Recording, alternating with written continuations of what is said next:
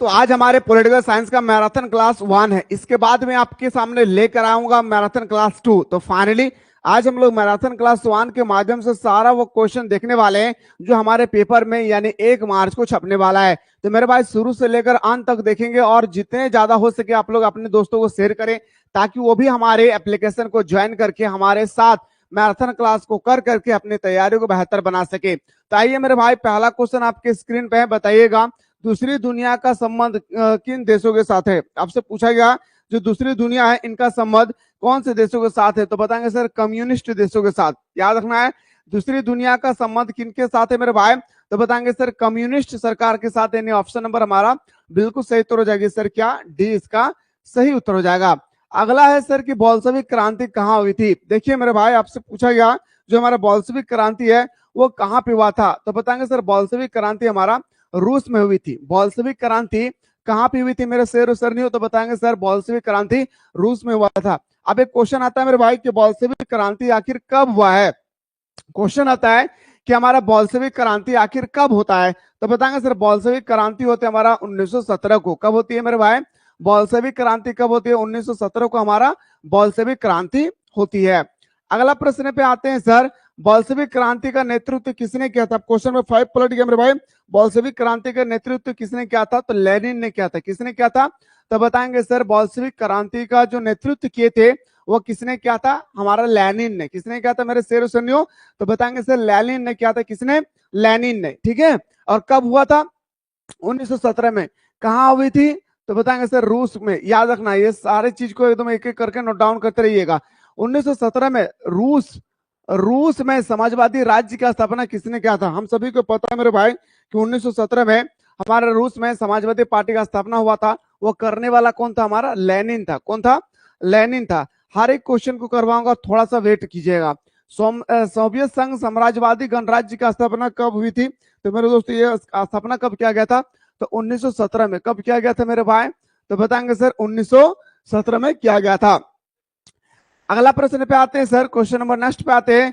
Soviet संघ कितने गणराज्यों को मिलाकर बनाया गया था? जो हमारे सोवियत संघ है वो कितने गणराज्यों को मिलाकर के बनाया गया था? तो बताएंगे सर 15 गणराज्यों को मिलाकर के सोवियत संघ को बनाया गया था। ठीक है, कितने गणराज्य को? 15 गणराज्य को मिलाकर के सोवियत संघ को बनाया गया था। अगला प्रश्न पे आते हैं सर, सोवियत संघ में शामिल देश को क्या कहा जाता है? जो सोवियत संघ देश में शामिल हुए थे उससे हम लोग दूसरी दुनिया कहते थे। क्या कहते थे मेरे भाई? तो बताएंगे सर उससे हम लोग दूसरी दुनिया के नाम से जानते थे। अगला है सर कि सोवियत संघ के अंतिम राष्ट्रपति कौन थे? तो बताएंगे सर सोवियत संघ का विघटन होती है 1991 को और उस समय इसका अंतिम राष्ट्रपति जो थे वो हमारा मिखाइल गोर्बाचेव थे। कौन थे? सोवियत संघ का अंतिम राष्ट्रपति मिखाइल गोर्बाचेव। याद रखना है सोवियत संघ के अंतिम राष्ट्रपति कौन थे मेरे भाई? तो बताएंगे सर मिखाइल गोर्बाचेव। अगला है सर सोवियत संघ में सुधारों की शुरुआत किसने किया था? मतलब सुधारों की शुरुआत किसने किया था ये आपसे पूछा गया। सोवियत संघ में सुधारों की शुरुआत करने वाला व्यक्ति कौन था मेरे दोस्तों? तो बताएंगे सर मिखाइल गोर्बाचेव थे। कौन थे? मिखाइल गोर्बाचेव हमारा राइट आंसर हो जाएगा। अगला है सर कि सोवियत संघ में विघटन के लिए कौन सोवियत संघ नेता उत्तरदायी थे? तो सोवियत संघ के विघटन के लिए हमारा मिखाइल गोर्बाचेव दायित्व थे। कौन सा नेता? तो बताएंगे सर मिखाइल गोर्बाचेव दायित्व थे। ऑप्शन नंबर हमारा बिल्कुल सही हो जाएगा sir, C is the correct answer. Soviet संघ के विघटन के लिए कौन सोवियत संघ नेता उत्तरदायी है? अभी मैंने जस्ट बताया था क्या? Mikhail Gorbachev. जब हमारा 1991 को सोवियत संघ का विघटन हुआ था तो मेरे दोस्तों इसमें जो उत्तरदायी कारक थे वो हमारा कौन था मेरे दोस्तों? Mikhail Gorbachev. कौन थे? Mikhail Gorbachev. अगला प्रश्न पे आते हैं, सोवियत रूस में मिखाइल गोर्बाचेव कब कम्युनिस्ट पार्टी का महासचिव बने थे? आपसे पूछा गया कब कम्युनिस्ट पार्टी का महासचिव बने थे? तो बताएंगे सर 1989 में। कब बना था मेरे भाई? 1989 में। अगला प्रश्न पे आते हैं सर, ग्लासनोस्ट और पेरिस्टिका किसने प्रस्तुत की थी? ग्लासनोस्ट हो या पेरिस्टिका हो, ये किसने प्रस्तुत किया था? मिखाइल गोर्बाचेव ने। किसने प्रस्तुत किया था मेरे भाई? तो बताएंगे सर मिखाइल गोर्बाचेव ने प्रस्तुत किए थे। अगला है सर सोवियत संघ का विघटन किस वर्ष हुई थी? तो सोवियत संघ का विघटन हुआ था 1991 को। याद रखना मेरे भाई, कब होती है? 1991 को। ऑप्शन नंबर हमारा ए हमारा राइट आंसर हो जाएगा। क्या हो जाएगा सर? ए हमारा राइट आंसर होगा 1991 को। अगला प्रश्न पे आते हैं सर, 1991 में सोवियत संघ विघटन के उपरांत कौन सा देश महाशक्ति के रूप में उभरा? जब हमारा 1991 में सोवियत संघ का पूरी तरह से विभाजन हो गया था, विघटन हो गई थी, उस समय कौन सा देश था जो पूरी शक्तिशाली के रूप में उभर कर सामने आया था? तो बताएंगे सर वो हमारा अमेरिका हो जाएगा। कौन होगा? अमेरिका। अगला सर बर्लिन की दीवार कब खड़ी की गई? अब आते हैं सर क्वेश्चन नंबर 17 में कि बर्लिन की दीवार को कब खड़ी की गई थी? तो 1961 में। कब खड़ी किया गया था सर बर्लिन की दीवार को? 1961 को, यानी 1961 में बर्लिन की दीवार को खड़ा किया गया था। आइए सर अगला क्वेश्चन पे आते हैं, जर्मनी का एकीकरण कब हुआ था? अब क्वेश्चन आते हैं सर 18 नंबर में, जर्मनी का एकीकरण आखिर कब होती है? तो जर्मनी का एकीकरण होता है 1990 में। याद रखना है जर्मनी का एकीकरण कब होती है मेरे शेर सैनियों? तो 1990 में हमारा जर्मनी का एकीकरण होता है। अगला प्रश्न पे आते हैं सर, बर्लिन की दीवार किस वर्ष गिराया गया? बर्लिन की दीवार को आखिर हम लोग कौन से साल में गिराते हैं? तो बर्लिन की दीवार को हम लोग गिराते हैं, याद रखना 1989 को। बर्लिन की दीवार को कब गिराते हैं सर? 1989 को बर्लिन की दीवार को गिराते हैं। अगला प्रश्न पे आते हैं सर, क्वेश्चन नंबर नेक्स्ट है, शॉक थेरेपी का कब अपनाया गया? मैंने आप लोगों को थ्योरी लेक्चर में बताया था शॉक थेरेपी किसे कहते हैं? किसी को 2 झांप लगा करके उसी का उपचार करना, यानी चोट पहुंचा करके उसे उपचार करवाना, यह हमारा शॉक थेरेपी कहलाता है। शॉक थेरेपी कब होती है? 1990 में। कब होता है मेरे भाई? याद रखना 1990 में होती है। सोवियत संघ में कितने गणराज्य शामिल थे? तो बताएंगे सर सोवियत संघ में टोटल 15 गणराज्य शामिल थे। शुरू से लेकर अंत तक देखेंगे मेरे भाई, एक एक क्वेश्चन का हिसाब चुकाना है, सारा क्वेश्चन यहीं से आएगी, डोंट वरी, थोड़ा सा भी टेंशन नहीं लेना है, ठीक है। अगला प्रश्न पे आते हैं सर, इनमें से कौन सा देश सोवियत संघ में शामिल था? तो बताएंगे सर बेलारूस, यूक्रेन, तुर्कमेनिस्तान, यानी ऑप्शन नंबर हमारा क्या जो सर डी हमारा राइट आंसर हो जाएगा। अगला है सर, वर्चस्व शब्द का सबसे पहले प्रयोग किसने किया था? वर्चस्व का मतलब होता है दादागिरी, वर्चस्व का मतलब क्या होता है? बोसगिरी, वर्चस्व का मतलब क्या होता है मेरे दोस्तों? दबदबा। ये किसके पास था? तो बताएंगे सर अमेरिका के पास। किसके पास? अमेरिका के पास। कभी कभी ये क्वेश्चन आता है 2 मार्क्स का कि वर्चस्व शब्द का अर्थ क्या होता है? तो बताएंगे सर, याद रखना वर्चस्व शब्द का अर्थ क्या होती है? तो सीधा सीधा बताने से वर्चस्व का मतलब होता है दबदबा, दादागिरी, बोसगिरी, ठीक है। आइए सर अगला क्वेश्चन पे आते हैं, एक ध्रुवीयता की स्थिति किस देश की शक्ति की परिचय है भाई?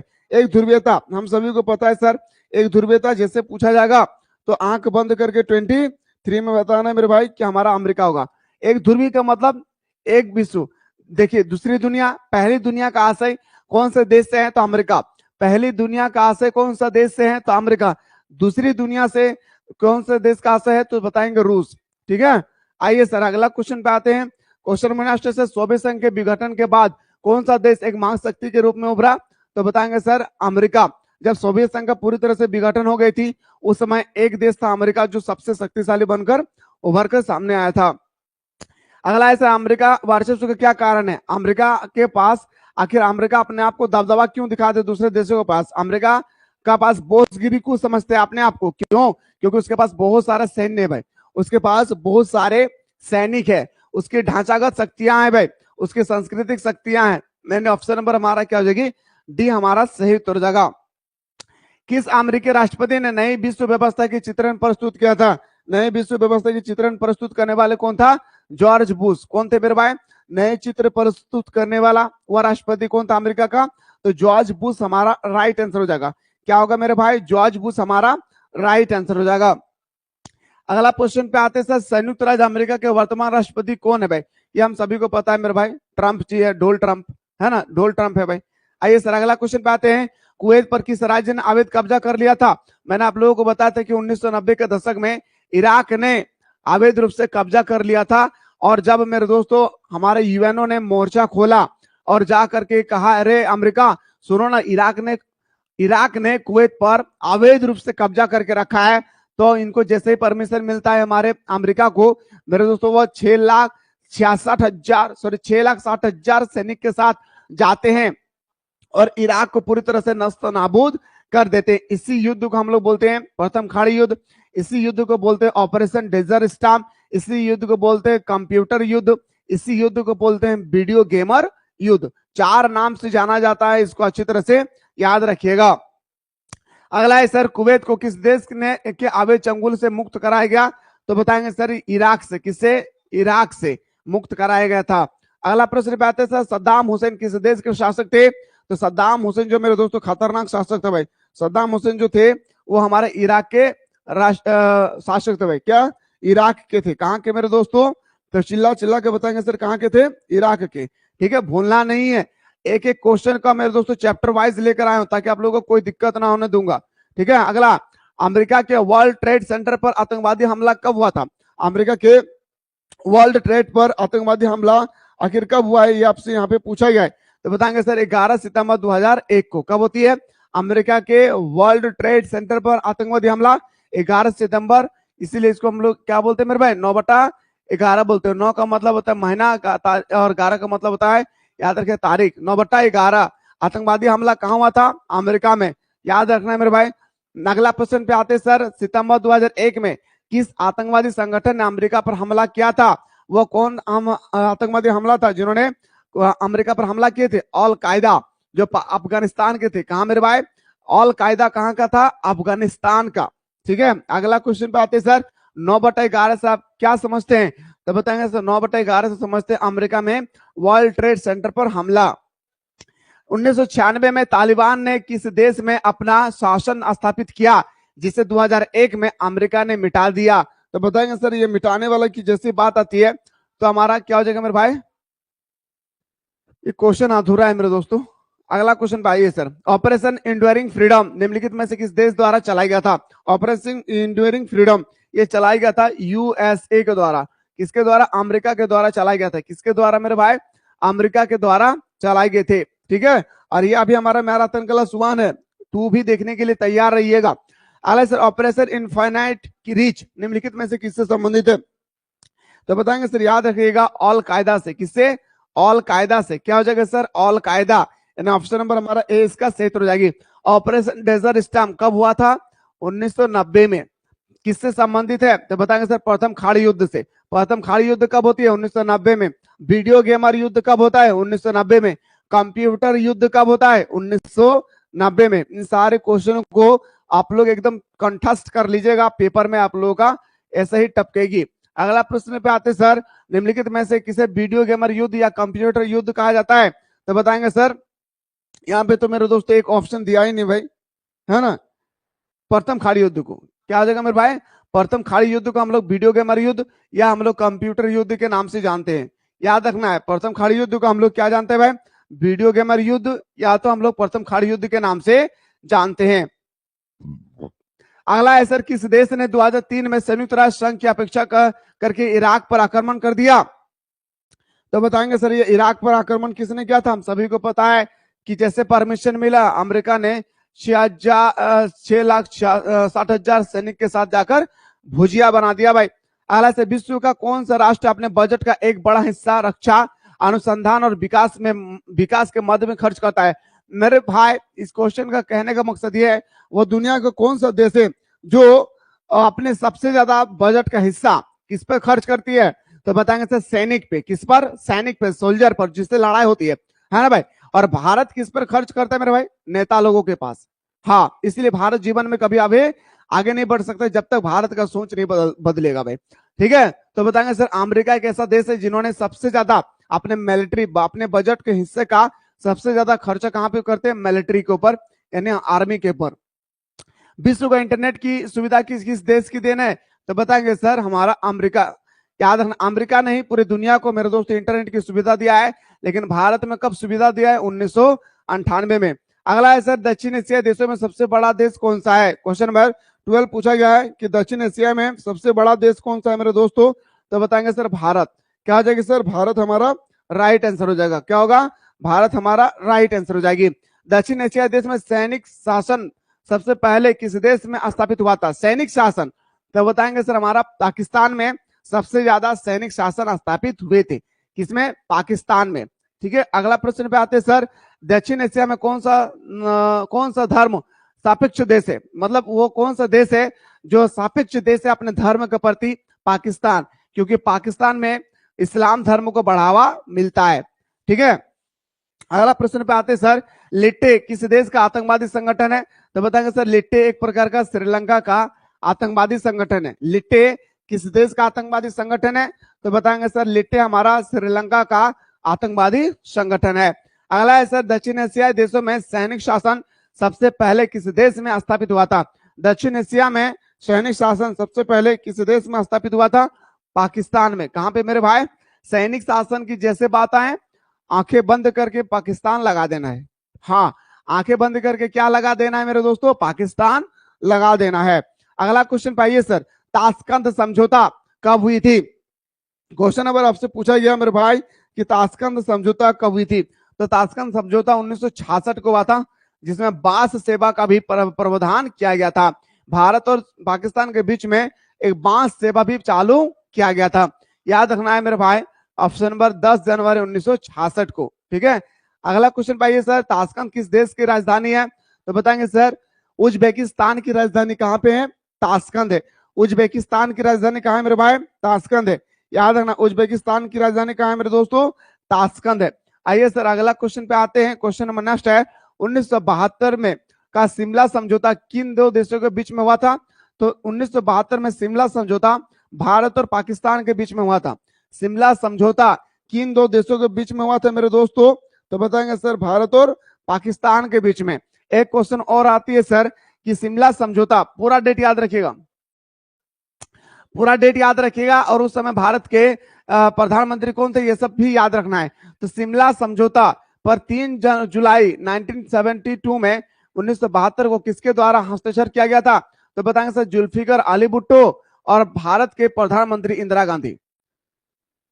याद रखिएगा, शिमला समझौता कब होते हैं मेरे भाई? तो बताएंगे सर, हमारा 3 जुलाई 1972 को होता है। ये भारत और पाकिस्तान के बीच में होता है, और ये हमारा जुल्फिकर अली भुट्टो और इंदिरा गांधी के बीच में होता है। किसके बीच में? जुल्फिकर अली भुट्टो और इंदिरा गांधी के बीच में होता है। आइए सर अगला क्वेश्चन है सर, इंदिरा गांधी ने किस समझौते पर हस्ताक्षर किए थे? क्वेश्चन नंबर 21 पूछा गया कि इंदिरा गांधी ने कौन से समझौते पर हस्तक्षेप किए थे? अभी मैंने जस्ट बताया 3 जुलाई 1972 को शिमला समझौता पर हस्ताक्षर किए थे। कौन सा? शिमला समझौता पर हस्ताक्षर किए थे। सिंधु नदी जल विवाद सिंधु नदी जल विवाद किन दो देशों के बीच में स्थित है? तो भारत और पाकिस्तान। सिंधु नदी जल विवाद मेरे दोस्तों भारत और पाकिस्तान में है। जो सिंधु घाटी परियोजना है, आज भी हम लोग पढ़ते हैं मेरे दोस्तों कि अधिकतर भाग कहां पे है? पाकिस्तान पे। जब हमारा देश आजाद हुई थी तो चला गया था। अगला है सर, भारत और पाकिस्तान के बीच कारगिल युद्ध कब हुआ था? भारत और पाकिस्तान के बीच कारगिल युद्ध होती है मेरे भाई 1999 में। कारगिल युद्ध कब होता है भारत और पाकिस्तान के बीच में? तो बताएंगे सर, कारगिल युद्ध होता है 1999 में। ठीक है, अगला प्रश्न पे आइए सर कि दक्षिण सार्क की स्थापना कब होती है? तो सार्क का स्थापना होता है मेरे दोस्त, याद रखना है, कब होती है? हमारा 1985 में। सार्क में मेरे दोस्तों कौन कौन शामिल है? भारत, नेपाल, ठीक है, उसके बाद श्रीलंका, फिर हमारा कौन जगह? अफगानिस्तान, फिर हमारा भूटान, फिर हमारा कौन जगह मेरे भाई? बांग्लादेश। यानी भारत के जो पड़ोसी देश है ना मेरे भाई, लगभग शामिल है। ठीक है, तो 1 2 3 4 5 6, 2 और छूट गया भाई। क्या क्या था? भूटान, नेपाल, श्रीलंका, म्यांमार। ठीक है, लेकिन एक बात याद रखिएगा कि सबसे लास्ट में जुड़ने वाला देश कौन सा था? अफगानिस्तान। सार्क में सबसे लास्ट में जुड़ने वाला देश कौन सा था? अफगानिस्तान। कब जुड़ता है ये? 2007 को। कब जुड़ता है मेरे दोस्तों? ये जुड़ता है कब? 2007 को जुड़ता है। याद रखना, कब जुड़ती है? 2007 को जुड़ता है। ठीक है, कब जुड़ता है मेरे भाई? 2007 में जुड़ता है। अगला क्वेश्चन है सर, दक्षिण की स्थापना का श्रेय किस प्रधानमंत्री को दिया गया था? आप बताइएगा सर कि भारत में दक्षिण की शुरुआत हुई थी, लेकिन मेरे भाई इसका जो शुरुआत किया गया था वो कौन था? Rajiv Gandhi. Most important question, याद रखना है, किसने करवाया था मेरे भाई? राजीव गांधी, इसका याद रखना है। अगला है सर, प्रथम सार्क सम्मेलन कहां हुआ था? तो प्रथम सार्क सम्मेलन ढाका में हुआ था। याद रखना, 26 का क्या हो जाएगा मेरे दोस्तों? ढाका। लेकिन मेरे भाई अगर सार्क का मुख्यालय पूछा जाएगा, क्या मेरे भाई? मुख्यालय। अभी मैंने जस्ट बताया इसकी स्थापना कब होती है? 1985 में। ठीक है, अगर आपसे पूछा जाएगा कि सार्क का मुख्यालय कहाँ है, तो बताएंगे सर काठमांडू में। कहां पे मेरे भाई? काठमांडू। कहां पे होती है इसका मुख्यालय? काठमांडू। पर पहला बैठक कहां हुई थी? ढाका। ढाका कहाँ स्थित है? बांग्लादेश में। ठीक है, आइए सर अगला क्वेश्चन पे आते हैं। दक्षिण का मुख्यालय कहाँ है?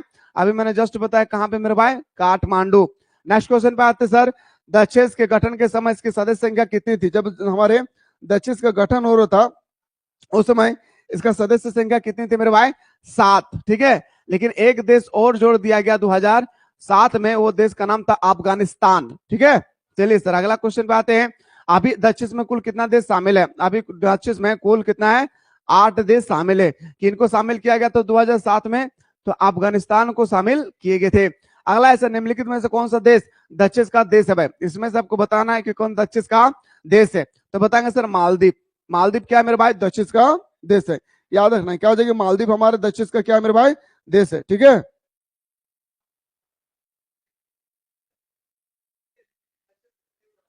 चलिए सर अब आते हैं अगला क्वेश्चन पे। क्वेश्चन नंबर नेक्स्ट पे आते हैं मेरे दोस्तों। एक एक क्वेश्चन का हिसाब देखना मेरे भाई, छोड़ कर नहीं आना है। जितना बता रहा हूं ईमानदारी पूर्वक सिर्फ पढ़ते रहना भाई। पहला क्वेश्चन देखिए, निम्नलिखित में से पार्क नहीं भाई, सार्क। सार्क का सदस्य देश नहीं है, भारत है, नेपाल है ना भाई? आपसे सार्क का सदस्य देश पूछा गया, म्यांमार है, सॉरी भाई भूटान नहीं है, आई एम रियली सॉरी भाई। ठीक है, भूटान नहीं है भाई। ठीक है, ये हमारे क्या हो जाएगा सर? भारत, नेपाल, म्यांमार। अगला प्रश्न पे आते सर, कौन सा देश सार्क का सदस्य नहीं है? भारत है, नेपाल है, म्यांमार है, पर भूटान नहीं है। अगला है सर, दक्षिण का 8वां सदस्य कौन बना? अफगानिस्तान। कब बना था? 2007 में। कब बना था? 2007 में। सार्क का सबसे छोटा देश कौन सा है? तो बताएंगे सर मालदीव। सार्क का सबसे छोटा देश कौन सा है मेरे भाई? तो बताएंगे सर मालदीव। सार्क का सबसे छोटा देश कौन है? मालदीव हमारा सही हो जाएगा। अगला है सर, निम्नलिखित में से कौन चारों तरफ भूमि से घिरा हुआ देश है? आखिर वो कौन सा देश है जो चारों ओर भूमि से घिरा हुआ है? भूमि से, जल से नहीं पूछा गया। जल से पूछता तो श्रीलंका बोलते। भूमि से घिरा हुआ कौन सा देश है? नेपाल। कौन सा हो जाएगी सर? नेपाल इसका सही उत्तर हो जाएगा। अगला है सार्क का 19वां सम्मेलन जो रद्द हो गया था वो कहां हुआ था? कहां होने वाला था मेरे दोस्तों? तो बताएंगे सर वो इसलिए रद्द हो गया था क्योंकि वो दुश्मन सा देश में होने वाला था, पाकिस्तान में। इस कारण से 19वां सार्क सम्मेलन जो है हमारे पूरी तरह से रद्द हो गई थी। अगला क्वेश्चन पे आते सर, साप्टा। क्वेश्चन नंबर आपसे 7 पूछा गया जो हमारा साप्टा है मेरे भाई। साप्टा समझौता किस वर्ष हस्ताक्षर हुई थी? साप्टा समझौता पर जो हस्ताक्षर हुआ था वो हमारा 2004 था। कब था मेरे भाई? 2004 को हमारा साप्टा पर सिग्नेचर किए गए थे। नेक्स्ट क्वेश्चन पे आते हैं सर कि बांग्लादेश की उत्पत्ति कब होती है? तो बांग्लादेश की उत्पत्ति हमारा होता है कब मेरे भाई? 1971 को बांग्लादेश का निर्माण होता है। बांग्लादेश को भारत ने कब मान्यता दी है भाई? तो 1971 में भारत को बांग्लादेश ने बांग्लादेश को भारत ने मान्यता प्रदान किया था। ठीक है, सिर्फ और सिर्फ चुकू को बैठकर सुनना है भाई। ठीक है, कौन सी रेखा भारत और पाकिस्तान भारत और बांग्लादेश के बीच में स्थित है? तो बताएंगे सर रेड क्लिफ लाइन। याद रखना मेरे भाई, आंख बंद करके आपको रेड क्लिफ बताना है। मेरा बात ध्यान से सुनिएगा। आपसे पूछा जाएगा इंडिया एंड पाकिस्तान, तब भी आपको रेड क्लिफ लाइन बताना है। अगर आपसे पूछा जाएगा मेरे दोस्तों भारत, क्या मेरे भाई? भारत वही मतलब इंडिया एंड आपका बांग्लादेश पूछा जाएगा। भारत और पाकिस्तान पूछे या भारत और बांग्लादेश पूछे, दोनों का आंसर क्या होगा? Red Cliff line. Durand line कौन सा देश के बीच में स्थित है? तो मेरे भाई अफगानिस्तान प्लस पाकिस्तान। ठीक है, मैकमोहन रेखा किसके बीच में स्थित है? तो इंडिया प्लस चाइना। ठीक है, इंडिया प्लस चाइना इसका सही उत्तर हो जाएगा। अगला है सर, शेख मुजीबुर रहमान किस देश के प्रधानमंत्री रहा? शेख मुजीबुर रहमान बांग्लादेश के प्रधानमंत्री थे। कौन थे मेरे भाई? शेख मुजीबुर रहमान कौन सा देश का है? तो बताएंगे सर हमारा होगा बांग्लादेश का। किसका हो जाएगी? बांग्लादेश का।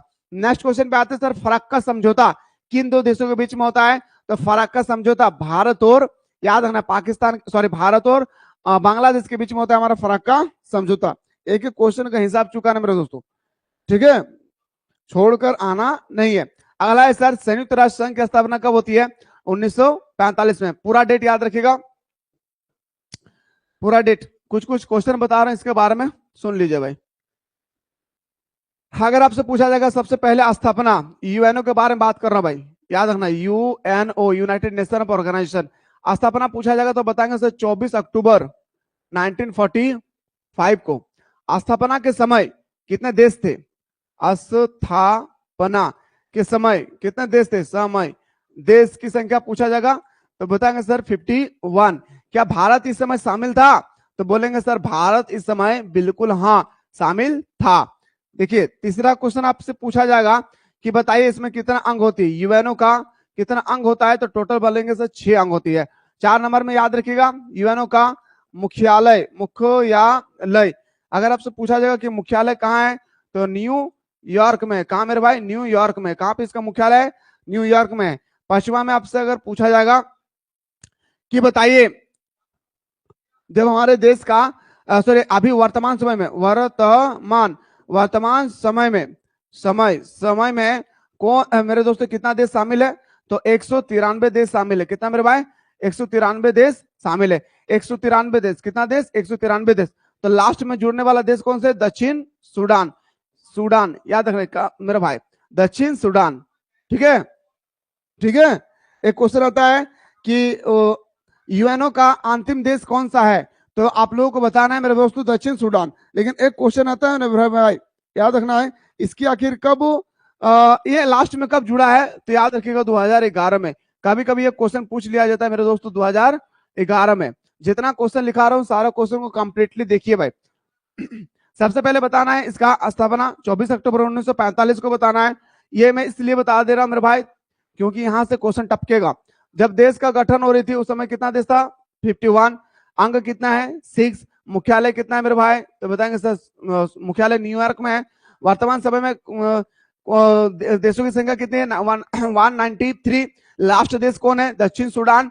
और कब जुड़ा है? तो 2011 में। एक क्वेश्चन और याद रखिएगा, ठीक है।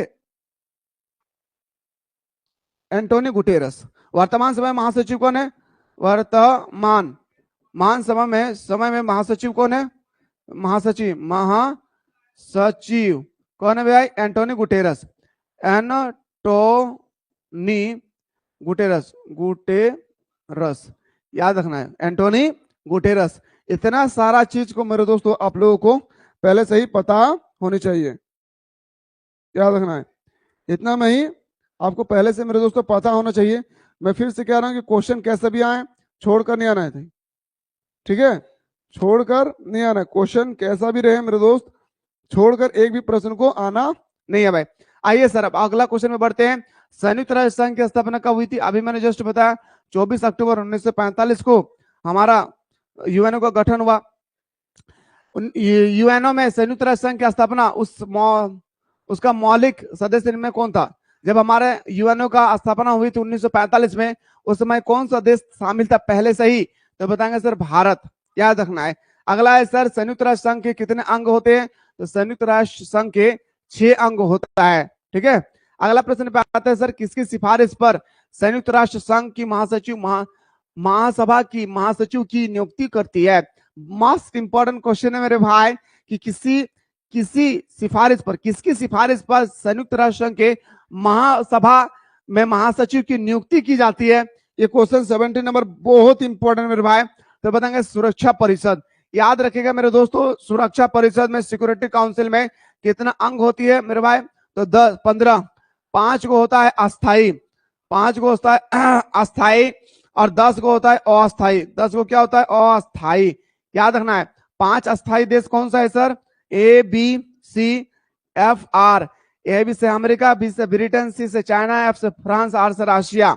और इन्हीं 5 देशों के पास क्या है? वीटो पावर प्राप्त है।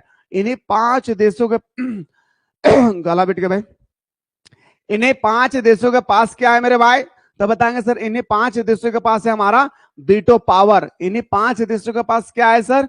Veto power. याद रखिएगा मस्ट इंपॉर्टेंट क्वेश्चन है मेरे भाई। इसके हमें सुरक्षा परिषद को इंग्लिश में सिक्योरिटी काउंसिल कहते हैं। याद रखिएगा मस्ट इंपॉर्टेंट क्वेश्चन है आपको लोगों के लिए। अगला है सर संयुक्त राष्ट्र संघ का वर्तमान महासचिव कौन है भाई? आप क्वेश्चन मेरे दोस्तों याद रखिएगा एंटोनी गुटेरस। किस देश के रहने वाले मेरे भाई? क्वेश्चन आता है पुर्तगाल के रहने वाले। कौन सा देश का? पुर्तगाल के रहने वाले। कहां के? पुर्तगाल के रहने वाले हैं। अगला है सर संयुक्त राष्ट्र संघ के महासचिव एंटोनी गुटेरस कहां के भाई? पुर्तगाल नहीं होगा भाई, दक्षिण कोरिया होगा भाई। आई एम रियली सॉरी भाई, दक्षिण कोरिया, सॉरी भाई। पुर्तगाल के जो पहला महासचिव थे ना, बान की मून, यूएनओ का पहला महासचिव बान की मून, लिख लीजिए अपनी कॉपी में। यूएनओ का पहला महासचिव पहला महासचिव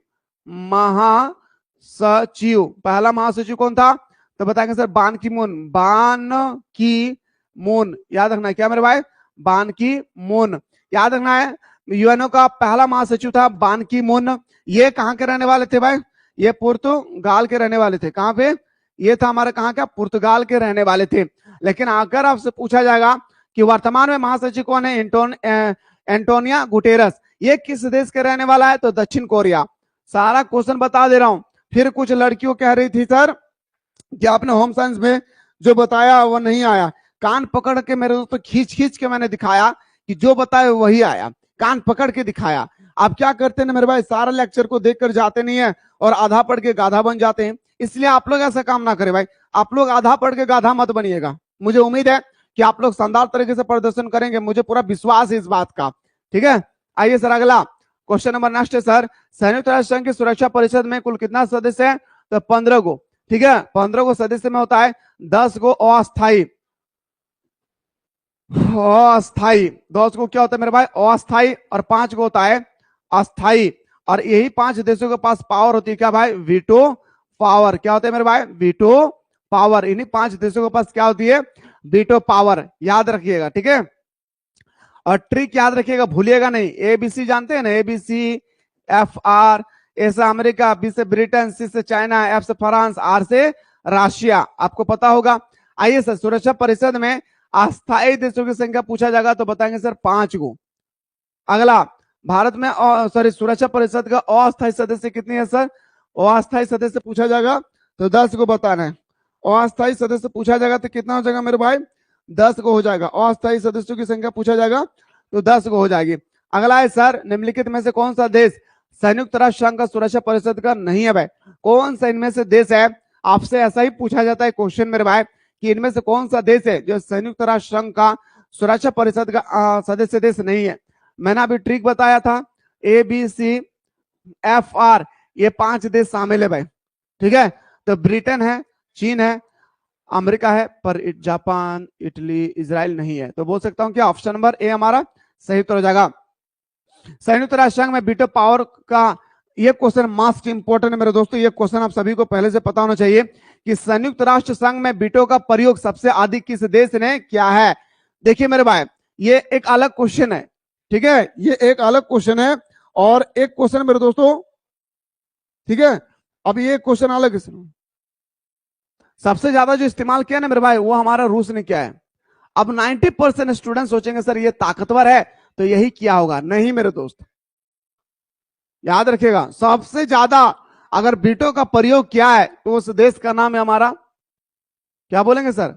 सोवियत संघ, जिसे हम लोग रूस के नाम से जानते हैं। अगला, एक ध्रुवीय विश्व में संयुक्त राष्ट्र संघ पर किस पर देश का सबसे अधिक प्रभाव पड़ा है? तो हम सभी को पता है सर, सबसे अधिक प्रभाव पड़ने वाला वो देश का नाम आपसे पूछा गया है, सिंपल सा फंडा है सर। वो हमारा क्या हो जाएगा सर? रूस होगा, है ना। जो वीटो का ज्यादा प्रयोग करेंगे वही इसका आंसर होगा। अगला प्रश्न पे आते हैं सर, विश्व व्यापार संगठन के बारे में आगे सर, विश्व व्यापार संगठन के बारे में पूछा गया कि विश्व व्यापार संगठन, world trade organisation, world trade organisation का मुख्यालय कहाँ है भाई? लिख लीजिए अपने कॉपी में, मुख्यालय। इसका मुख्यालय कहाँ मेरे भाई? जेनेवा में, जेनेवा में। याद रखना है। अगर आपसे पूछा जाएगा WHO, world health organisation, WTO, world trade organisation, world श्रम, अगर विश्व श्रम संगठन, विश्व श्रम संगठन पूछा जाएगा मेरे भाई, तब भी तीनों का मुख्यालय कहां पे होगा? जेनेवा में। तीनों का मुख्यालय कहां होगा? जेनेवा में। पर आपसे विश्व व्यापार संगठन का पूछा गया कि कब इसकी स्थापना होती है? 1995 में। किसका? वर्ल्ड ट्रेड ऑर्गेनाइजेशन का। ठीक है, चलिए सर अगला क्वेश्चन पे आते हैं। विश्व व्यापार संगठन निम्नलिखित में से किस देश का सबसे अधिक प्रभाव है? विश्व व्यापार संगठन निम्नलिखित में से कौन सा देश का सबसे अधिक प्रभावित है? General agreement on trade and tariff. Option number क्या हो जाएगा सर? ये हमारा सही उत्तर हो जाएगा। क्या होगा? ये हमारा राइट आंसर हो जाएगी। अंतरराष्ट्रीय न्यायालय का मुख्यालय कहां है मेरे भाई? द हेग में। याद रखिएगा, कहां है मेरे भाई? द हेग में। और मेरे शेर, एक क्वेश्चन और याद रखिएगा, द हेग कहां पे है? तो नीदरलैंड में। कहां पे मेरे भाई? नीदरलैंड में। और मेरे शेर, ये भी याद रखिएगा, ये यूएनओ का एक अंग है। यूएनओ का क्या है मेरे भाई, ये हमारा क्या एक अंग है। कौन हमारा, याद रखना है कौन मेरे भाई, अंतरराष्ट्रीय न्यायालय। यूएनओ का क्या है भाई, इंटरनेशनल कोर्ट ऑफ जस्टिस। ये यूएनओ का क्या है भाई, 6 अंग थी, उनमें से एक अंग हमारा क्या है, अंतरराष्ट्रीय न्यायालय। इसमें मेरे दोस्तों जो अंतरराष्ट्रीय न्यायालय के जो मुख्य न्यायाधीश होते हैं, इससे हम लोग 9 साल के लिए चुनते हैं। कितना, 9 वर्ष के लिए चुनते हैं। कितना वर्ष, इसका कार्यकाल कितने वर्ष का होता है, 9 साल का होता है। अंतरराष्ट्रीय न्यायालय के मुख्य न्यायाधीश का कार्यकाल 9 वर्ष का होता है। फिर से सुन लीजिए मेरे भाई, ठीक है। अंतरराष्ट्रीय न्यायालय के मुख्य न्यायाधीश का जो कार्यकाल है ये कितने वर्ष का होता है, तो बताएंगे सर 9 वर्ष का होता है। कितने साल का, 9 साल का होता है। आइए सर अगला क्वेश्चन पे आते हैं। मानव अधिकार परिषद की स्थापना कब होती है, क्वेश्चन नंबर नेक्स्ट पूछा गया मानव अधिकार। तो मेरे दोस्तों याद रखना, ये क्वेश्चन भी मोस्ट इंपोर्टेंट है कि मानव अधिकार परिषद की स्थापना कब हुई थी। आपके सामने 4 विकल्प है और आपको बताना है मेरे दोस्तों अच्छी तरह से कि इसका आंसर क्या होगा। तो इसका पूरा डेट याद रखिएगा भाई, 15 मार्च, ठीक है। पूरा डेट याद रखिएगा 2006 को, 15 मार्च 2006 को इसकी स्थापना होती है। कब मेरे भाई, 15 मार्च 2006 को। कब होता है मेरे शेर शेरनियों, 15 मार्च 2000 को, ठीक है। मुझे पूरा विश्वास है मेरे भाई कि आप लोगों ने शानदार तरीके से देख रहे होंगे और जैसे मैं बता रहा हूँ D2 आपके पेपर में भी वैसा ही क्वेश्चन छपेगी। बस थोड़ा सा ध्यान देना है इस बात पे कि जो मैं एक्सप्लेनेशन कर रहा हूं ना भाई, इसमें आप लोग फोकस करके रखेंगे। अगला, सुरक्षा का अर्थ क्या होता है भाई, सुरक्षा का अर्थ होता है खतरों से मुक्ति पाना। ये क्वेश्चन आप लोगों का वेरी शॉर्ट क्वेश्चन में आती है, 2 मार्क्स का। खतरों से मुक्ति प्राप्त करना, क्या हो गया मेरे भाई, खतरों से मुक्ति प्राप्त करना, ठीक है, खतरों से मुक्ति प्राप्त करना। आइए सर अगला है सर, 2 महाशक्तियों की भूमिका ने कौन सी स्थिति पैदा कर दी जिससे तीसरा विश्व युद्ध की घटना नहीं हो सका। तीसरा विश्व युद्ध भी होने वाला था लेकिन नहीं हो पाया। तनाव में शिथिलता, तनाव को रोक दिया भाई, ठीक है। शीत युद्ध किसे कहते हैं मेरे भाई, कि फाइटिंग करने वाला है, पर दोनों देशों को समझ में आ रहा है कि फाइटिंग करेंगे तो हम ही का नुकसान होगा। जब मेरे दोस्तों युद्ध का माहौल होने के बावजूद दोनों देश अपने आप पीछे हट जाते हैं तो इसे हम लोग शीत युद्ध कहते हैं। किसी एक राष्ट्र पर हुआ आक्रमण सभी राष्ट्र पर आक्रमण समझते हुए सम्मान करता होगा, कौन मेरे दोस्तों, तो बताएंगे सर, याद रखिएगा सामूहिक सुरक्षा। क्या बताएंगे सर, हमारा सामूहिक सुरक्षा। क्या बताएंगे, मुस्कुरा के बोलिए मेरे शेर सैनियों, सामूहिक सुरक्षा। सामूहिक सुरक्षा का मतलब क्या होता है कि अगर मान के चलिए आपके क्लास में किसी एक व्यक्ति को कोई मार दिया है तो इसका दुख सारे क्लास वाले उठाएंगे, इसे हम लोग बोलते हैं सामूहिक सुरक्षा। संयुक्त राष्ट्र संघ के चार्टर में किस व्यवस्था को स्थान दिया गया था, संयुक्त राष्ट्र संघ के चार्टर में कौन सी व्यवस्था का स्थान दिया गया था, तो बताएंगे सर सामूहिक सुरक्षा, ठीक है। किसका दिया गया, सामूहिक सुरक्षा का। अगला है सर, निम्नलिखित में से नाटो का सदस्य देश नहीं है। भारत हमारा नाटो का सदस्य देश नहीं है। नाटो की स्थापना 24 अप्रैल, याद रखने 1949 को होती है। कब होता है मेरे भाई, 24 अप्रैल 1949 को होता है। इसका मुख्यालय कहाँ होता है, ब्रुसेल्स में होता है। कहाँ पे मेरे भाई, इसका मुख्यालय कहाँ पे है, ब्रुसेल्स में। North Atlantic treaty organisation, North Atlantic treaty organisation, याद रखिएगा कभी कभी फुल फॉर्म भी पूछा जाता है। निशास्त्रीकरण आयोग का गठन कब हुआ, आपसे पूछा गया क्वेश्चन नंबर 6 में। निशास्त्रीकरण आयोग के गठन 1952 में हुआ। भारत में पहला आम चुनाव, प्रथम आम चुनाव, अगर आपसे पूछा जाएगा कि प्रथम आम चुनाव कब होती है मेरे शेर, चिल्ला के बताना है सर 1952 को। कब होती है, 1952 को। दूसरा आम चुनाव पूछा जाएगा तो 1957 को बताना है, ठीक है। आपसे पूछा जाएगा पहला आम चुनाव भारत में कब हुई थी, 1952 में। दूसरा आम चुनाव कब हुआ था, तो बताएंगे सर 1957 को। अगला, किस संधि ने परमाणु परीक्षणों को पूर्णतः वर्जित कर दिया था, बताइए मेरे भाई, वर्जित करने वाला कौन था, तो हमारा व्यापक परीक्षण प्रतिबंध संधि, ऑप्शन नंबर सी हमारा सही उत्तर हो जाएगा। अगला से सुरक्षा धारण के तहत जैविक हथियार संधि, जैविक हथियार संधि किस वर्ष संपन्न हुई थी, जैविक हथियार संधि किस वर्ष संपन्न हुआ था, 1972 को। कब मेरे भाई, 1972 को। और 1972 को एक खतरनाक समझौता होता है जिससे हम लोग शिमला समझौता के नाम से जानते हैं। और शिमला समझौता कब हुआ था, अभी मैंने बताया, शिमला समझौता 3 जुलाई 1972 को हुई थी। और मेरे भाई ये भारत और पाकिस्तान में हुआ था। भारत के प्रधानमंत्री इंदिरा गांधी और पाकिस्तान के प्रधानमंत्री जुल्फिकार अली भुट्टो के बीच में समझौता हुआ था। ठीक है, चलिए सर अगला क्वेश्चन पे आते हैं सर। कितने देशों द्वारा जैविक हथियार समझौता यानी मेरे भाई BWC पर हस्ताक्षर किए गए थे? क्वेश्चन नंबर 9 आपसे पूछा गया है, तो बताएंगे सर ये देश में होगा हमारा 155 देश। कितना देश?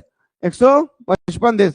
अगला है सर कि सुरक्षा धारण के तहत रासायनिक हथियार संधि कब समाप्त हुई? तो बताएंगे सर हमारा होगा कौन? क्वेश्चन नंबर 10 का, तो बताएंगे 1995 में। और शाम को भी आइएगा क्लास में 6:30 बजे, आज होगा सब्जेक्टिव क्वेश्चन का क्लास। जिसे अफ्रीकन गांधी के नाम से जाना जाता है वो कौन है मेरे भाई? जिसे हम लोग अफ्रीकन गांधी के नाम से जानते हैं वो कौन है मेरे दोस्तों? अफ्रीकन गांधी के नाम से जानने वाला हमारा नेशनल मंडेला है। अफ्रीकन गांधी के नाम से जानने वाला वो कौन है? नेशनल मंडेला है। अफ्रीकन गांधी का नाम से जानने वाला कौन है? नेशनल मंडेला है भाई। अगला है सर निम्नलिखित में से कौन सा वैश्विक सुरक्षा का मामला है? तो वैश्विक सुरक्षा का मामला है वैश्विक ताप वृद्धि, बर्ड फ्लू, अंतरराष्ट्रीय आतंकवाद। इन ऑप्शन नंबर हमारा डी इसका सही उत्तर हो जाएगा। अगला है सर विश्व पर्यावरण दिवस कब मनाया जाता है? अब आते हैं सर विश्व पर्यावरण दिवस कब मनाते हैं सर? 5 जून को मेरे भाई हम लोग बनाते हैं क्या? विश्व पर्यावरण दिवस। मेरे दोस्तों 11 जुलाई को हम लोग क्या मनाते हैं सर? तो जनसंख्या दिवस, जन संख्या दिवस। याद रखिएगा, अगर आपसे पूछा जाएगा कि 1 दिसंबर को क्या मनाते हैं मेरे भाई? तो एड्स दिवस। क्या मनाते हैं? एड्स दिवस। अगर आपसे पूछा जाएगा 8 मार्च को हम लोग क्या बनाते हैं मेरे भाई? तो महिला दिवस। 8 मार्च को हम लोग क्या बनाते हैं? महिला दिवस। अगर आपसे पूछा जाएगा कि 25 जनवरी को क्या मनाते हैं मेरे भाई? मतदान दिवस। मतदान दिवस, याद रखना है कौन सा दिवस? मतदान दिवस। दिवस के बारे में एक क्वेश्चन आपके पेपर में 100% छपेगी, इस चीज को याद रखिएगा। ठीक है, क्वेश्चन कहीं से भी आए छोड़कर दिखना नहीं भाई। जल दिवस कब मनाया जाता है बताइएगा आप लोग कमेंट में। जल दिवस कब मनाते हैं? ठीक है, 22 मार्च को। नहीं पता है तो सुन लीजिएगा, 22 मार्च को हम लोग क्या मनाते हैं? जल दिवस। ठीक है, आइए सर अगला, पर्यावरण सुरक्षा के लिए सबसे पहला अंतरराष्ट्रीय सम्मेलन कहां हुआ था? देखिए मेरे भाई, पर्यावरण सम्मेलन के लिए पहला जो अंतरराष्ट्रीय सम्मेलन हुई थी ना वो स्टॉकहोम में हुआ था। लेकिन कब हुआ था मेरे भाई? तो 1900, याद रखिएगा कब हुआ था? 1992 में हुआ था। याद रखना है, पर्यावरण की सुरक्षा के लिए सबसे पहला अंतरराष्ट्रीय सम्मेलन कहां हुआ था? स्टॉकहोम में। लेकिन कब हुआ था? 1992, इसका हमारा सही उत्तर हो जाएगा। नेक्स्ट क्वेश्चन पे आते हैं सर। 1992 में पृथ्वी सम्मेलन कहां हुआ था? स्टॉकहोम में। क्या हो जाएगा सर? स्टॉकहोम इसका हमारा, सॉरी ये गलत है भाई, ये क्वेश्चन देखिए यहाँ पे पृथ्वी सम्मेलन है, यहाँ पे पर्यावरण सम्मेलन। आई एम रियली सॉरी भाई, यहाँ पर्यावरण सम्मेलन हमारे स्टॉकहोम में होगा। आई एम रियली सॉरी भाई। 1992 में पृथ्वी सम्मेलन कहां हुआ था? रियो डी जनरियो में। सॉरी भाई, ठीक है, पृथ्वी सम्मेलन कब होते हैं मेरे भाई? रियो डी जनरियो में। लग रहा है ये भी गलत बताया भाई, स्टॉकहोम में नहीं होगा, यहाँ पे 1992 नहीं होगा। ठीक है, आइए सर अगला है सर 1992 में रियो डी जनरियो में आयोजित पृथ्वी सम्मेलन निम्नलिखित में से किस देश से संबंधित है भाई? किससे संबंधित है भाई? तो बताएंगे सर ये संबंधित है पर्यावरण को रक्षा पहुंचाना, पर्यावरण को सुरक्षा प्रदान करना। नेक्स्ट क्वेश्चन पे आते हैं सर। अगला क्वेश्चन है ग्रीन हाउस गैस संबंधित है। क्वेश्चन में नेक्स्ट पूछा गया ग्रीन हाउस गैस किससे संबंधित है? वैश्विक ताप वृद्धि। याद रखना है, आपसे पूछा जाएगा ग्रीन हाउस गैस के परावैज्ञानिक दिवस कब मनाते हैं मेरे भाई? 16 सितंबर को। सॉरी, ओजोन दिवस कब मनाते हैं? ओजोन दिवस, ओजोन दिवस, ओजोन दिवस कब मनाते हैं मेरे भाई? तो 16 सितंबर को हम लोग क्या मनाते हैं? ओजोन दिवस। 16 सितंबर को क्या मनाते हैं मेरे शेर सनियों? ओजोन दिवस मनाते हैं। अगला है सर ओजोन परत का नुकसान निम्नलिखित में से किस गैस के ज्यादा उत्सर्जन से हो रहा है? आखिर वो कौन सा गैस है जिस कारण से हम लोग वातावरण को हानि पहुंचा रहे मेरे भाई? वो हमारा याद रखना है हमारा CFC gas, chlorofluorocarbon, CFC gas. Fridge से निकलने वाला CFC, कूलर से निकलने वाला CFC और AC से निकलने वाला CFC गैस, याद रखिएगा। अगला प्रश्न पे आते सर, भूमंडलीकरण किस विचारधारा पर आधारित है? क्वेश्चन नंबर नेक्स्ट पूछा गया 19 नंबर में कि भूमंडलीकरण किस विचारधारा पर आधारित? उदारवाद। क्या हो जाएगी सर? उदारवाद। अगला सर निम्नलिखित में से कौन वैश्वीकरण को कारण नहीं है भाई? वैश्वीकरण का कारण नहीं है, प्रौद्योगिक टेक्नोलॉजी है, संसाधन है, पूंजी भी है, लेकिन खेल नहीं है भाई। अगला क्वेश्चन पे आते हैं सर, वैश्वीकरण के कारण दुनिया का स्वरूप किस प्रकार का हो गया है? वैश्वीकरण के कारण दुनिया का आखिर स्वरूप जो है वो बिल्कुल एक गांव जैसा हो गया है। क्या मेरे भाई? बिल्कुल एक गांव जैसा हो गया है। किसके द्वारा? गांव के द्वारा गांव जैसा हो गया विश्वीकरण। अगला है सर, विश्वव्यापी आर्थिक संगठन किस वर्ष हुई थी? ठीक है, क्वेश्चन नंबर 22 पूछा गया मेरे भाई, तो बताएंगे सर 1929 में। संगठन जो पैदा हुई थी ना, इकोनॉमिक्स में भी मैंने पढ़ाया। अगला है सर, विश्व व्यापार संगठन की स्थापना कब होती है? तो 1995 में। वर्ल्ड ट्रेड ऑर्गेनाइजेशन मुख्यालय कहाँ है? जेनेवा में। भारत में वैश्वीकरण के जनक कौन से प्रधानमंत्री थे? भारत में वैश्वीकरण के जो जनक थे वो हमारा मनमोहन सिंह थे। याद रखना है, कौन थे मेरे भाई? मनमोहन सिंह थे। ठीक है, और शाम को भूलिएगा नहीं, शाम के 6:30 बजे आना ना भूले मेरे दोस्त। सारा वो क्वेश्चन सब्जेक्टिव में आप लोगों को बताने की कोशिश करूंगा जो आपके पेपर के अकॉर्डिंग इंपॉर्टेंट होगी। ठीक है, सॉरी भाई, ये हमारा गलत है भाई। इसका आंसर नरसिम्हा राव होगा। आई एम रियली सॉरी भाई। भारत में वैश्वीकरण के जनक जो जनक थे वो हमारा कौन हो जाएगा? नरसिंह राव। सॉरी भाई, ठीक है, क्या हो जाएगा सर? नरसिंह राव हो जाएगा। अगला क्वेश्चन पाइए सर, वैश्वीकरण की नीति में सबसे अधिक नकारात्मक प्रभाव हुआ था भाई? सबसे ज्यादा नकारात्मक प्रभाव किसको हुआ था? गरीबों पर। ठीक है, चलिए अगला प्रश्न पे आते हैं सर। क्वेश्चन नंबर नेक्स्ट पे आते हैं कि भारत कब आजाद हुआ था? सिंपल से क्वेश्चन है सर। 15 अगस्त 1947 को भारत आजाद हुई थी। भारत के संविधान को कब अंगीकृत किया गया था? 26 नवंबर 1949 को। और लागू कब किया गया था? 26 जनवरी 1950 को। ये दोनों डेट याद रखिएगा।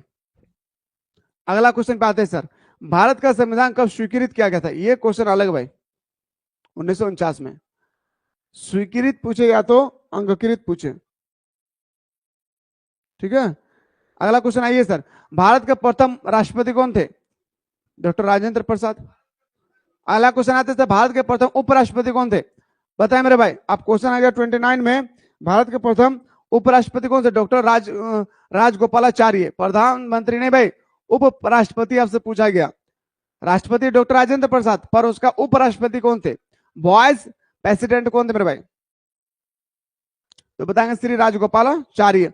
भारत का अंतिम गवर्नर जनरल कौन था? क्वेश्चन नंबर 30 में पूछा गया, भारत का अंतिम गवर्नर जनरल कौन थे भाई? तो बताएंगे सर लॉर्ड माउंटबेटन। कौन हो जाएगा मेरे भाई? Lord Mountbatten. मेरे दोस्तों सच बताइएगा, अभी शुरू से लेकर अंत तक देखिए आप लोगों को कैसा फील हुआ है। जैसा भी लगा है आप लोग कमेंट सेक्शन में जरूर बताएं।